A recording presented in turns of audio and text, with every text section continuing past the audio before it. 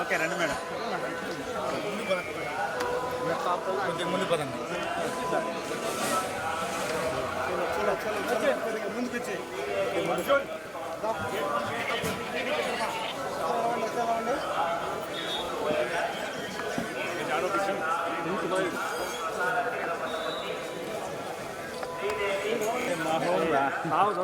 పక్క అత్తాబు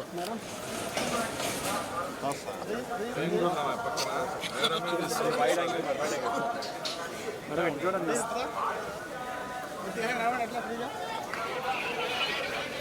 బా వాయిస్ ఏడే పెట్టేద్దాం. కానీ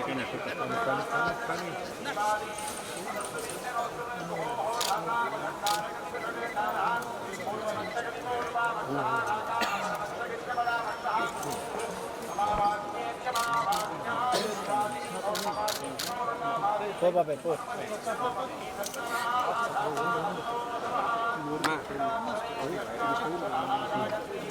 జరుగు అటైనా జరుగు ఎట్టైనా జరుగు.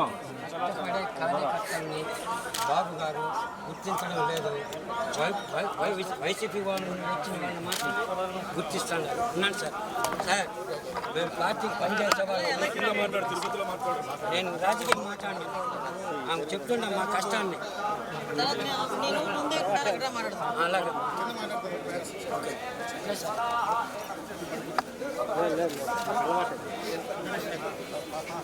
Right side right side madam. ఈ పక్క మీరు చెయ్యట్లేదండి.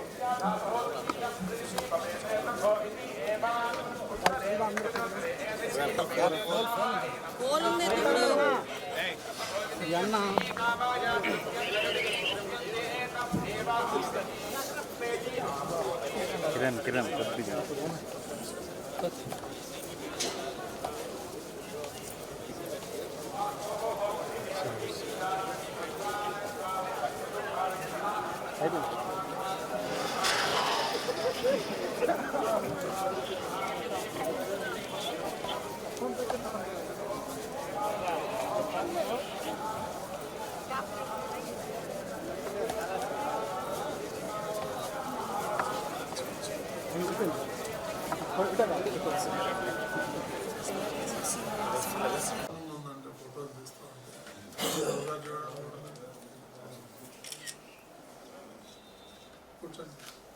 కంప్లీట్ చేశాను. అంటే ఇంకా చాలా ఉన్నాయి. 5 వర్క్లు ఉన్నాయి సార్. ఆ 5 వర్క్స్కి కూడా ఎస్టిమేట్స్ వేసి పంపించాను. ఎస్టిమేట్స్ కరెక్ట్గా లేట్ అవుతుందని కంప్లీట్ చేసి పెట్టమని పెట్టాను. ఈలో బంధువులు ఎన్నికం మళ్ళీ వెరిఫై చేసి ఇచ్చేస్తాను. 5 వర్క్స్ ఉన్నాయి. మేము ఎస్టిమేట్ వేసాము, అది శాంక్షన్ కాలేదు. మళ్ళీ ఇప్పుడు ఎస్టిమేట్ వేసారు. కరెక్ట్గా ఉందా లేదో చెక్ చేయాలి. అది వచ్చేస్తుంది. తర్వాత చెరువుది 1.7 అప్పుడు ధర్మారెడ్డి గారు ఉన్నప్పుడు ఏమన్నారంటే తిరుమల పుష్కరనే మనం సరిగ్గా మెయింటైన్ దగ్గర ఉంటేనే కష్టంగా ఉంది, అంత దూరంగా ఉంటుందని స్టాప్ చేశాం. ఫిల్టర్ హౌస్ అది పెట్టి నీట్గా ఆ చెరువుల్లోనే మళ్ళీ పుష్కరం లాగానే స్టెప్స్ అయితే పెట్టి ప్లాన్ వేసి ప్లాన్ కరెక్ట్గా ఉందా లేదో చెక్ చేయాలి. తిరుమలకి ఆయనే చేస్తున్నారు. మొన్న వచ్చినప్పుడు ఆయన కూడా అడిగారు, మీరు ఏదైనా ఒక ప్లాన్ ఇవ్వండి సార్, అది మీరు బాగా పుష్కరం ట్రీట్ చేస్తాడు. అది ఓకే. తర్వాత ఇంకొక 4 ఎస్టిమేట్స్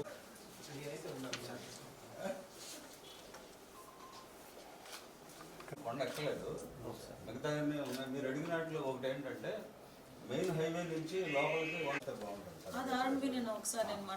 ఆ తర్వాత ఫస్ట్ ఫేజ్లో చేయగలిగినన్ని ఇప్పుడు చేస్తాం. ఘాట్ రోడ్ ఒకటి ఏర్పాటు చేయాలి. తర్వాత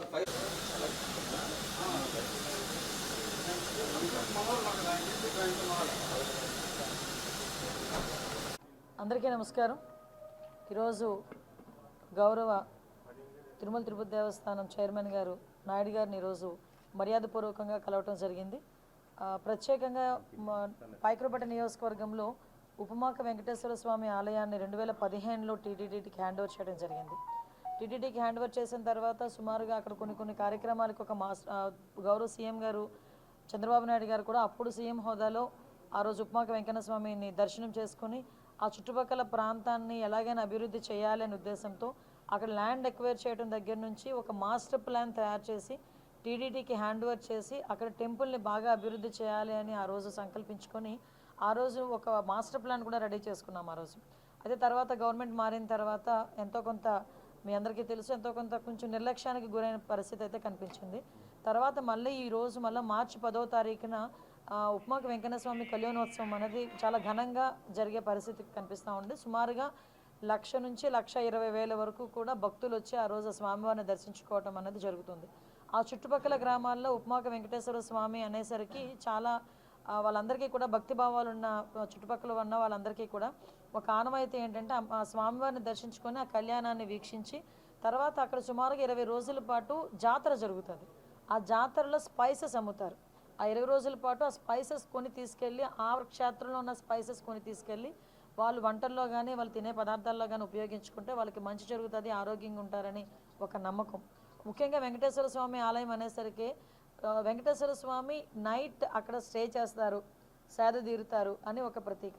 ప్రతి దేవాలయం వెంకటేశ్వర స్వామి దేవాలయంలోనే శుక్రవారం అభిషేకం జరిగితే కేవలం ఉప్మాక వెంకన్న స్వామి ఆలయంలో ప్రతిరోజు కూడా అభిషేకం జరిగే ఏకైక టెంపుల్ వెంకటేశ్వర స్వామి టెంపుల్ ఉప్మాక వెంకటేశ్వర స్వామి. మనకి నిత్య ఉత్తర ద్వార దర్శనం కూడా జరిగే ఏకైక టెంపుల్ అది వెంకటేశ్వర స్వామి టెంపుల్. సో అటువంటి టెంపుల్ని మళ్ళీ తిరిగి ఈరోజు మళ్ళీ అభివృద్ధి పదంలోకి ముందుకు తీసుకెళ్ళాలి, భక్తులందరికీ కూడా అందుబాటులో ఉంచాలని గౌరవ చైర్మన్ గారిని కలిసిన వెంటనే చాలా సానుకూలంగా స్పందించారు. ఇమీడియట్గా సిఈ గారిని పిలిపించారు. సిఈ గారికి కూడా ఆ టెంపుల్ మీద అవగాహన ఉండటం వల్ల మేము చెప్పకుండానే తనే తిరిగి మొత్తం ఇవి చేయాలమ్మా, పుష్కర్ని క్లీన్ చేయాలి, పుష్కర్ని మనం రెడీ చేసుకోవాలి, మనం చక్ర స్నానానికి రెడీ చేసుకోవాలి, ఇవన్నీ కూడా ఆయనే చెప్పడం నిజంగా చాలా ఆనందంగా అనిపించింది. ఏదైతే గౌరవ సీఎం గారు ఆలోచన మేరకు మళ్ళా తిరిగి ఈ టర్మ్లో మా అందరి ఆధ్వర్యంలో ఈరోజు మళ్ళీ తిరిగి ఉప్మాక వెంకన్న స్వామి ఆలయం అనేది మంచి అభివృద్ధిలోకి ముందుకు వస్తుందని అపారమైన నమ్మకంతో మేము ఇక్కడ నుంచి వెళ్తున్నాం. రాబోయే మార్చి 10వ తారీఖున జరగబోయే కళ్యాణం కూడా అత్యంత వైభవంగా చేయడానికి టీటీడీ వాళ్ళ సహకారం కూడా కోరడానికి ఈరోజు ఇక్కడికి రావడం జరిగింది. వాళ్ళు కూడా సానుకూలంగా స్పందించారు.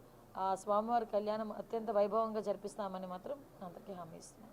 Thank you. టీటీడీ వైపు నుంచి కూడా కంప్లైంట్ చేస్తున్నారు. దానిపైన మనం మేడం ఆగమ శాస్త్రం ప్రకారం ఐడియా ఉంది నాకు. ఆగమ శాస్త్రం ప్రకారం టెంపుల్ పైన ఫ్లై అవ్వకూడదు. యాక్చువల్గా లాస్ట్ టైం కూడా మా దృష్టికి వచ్చింది ఈ విషయాన్ని. మేము కంప్లీట్గా దాని మీద ఒకసారి ఎంక్వైరీ కూడా వేయమని చెప్పాము. దాని మీద రిపోర్ట్ వచ్చిన తర్వాత అటువంటి పరిస్థితులు రాకుండా చూసుకునే బాధ్యత కూడా మేము తీసుకుంటాం. ఇబ్బంది ఏమీ లేదు.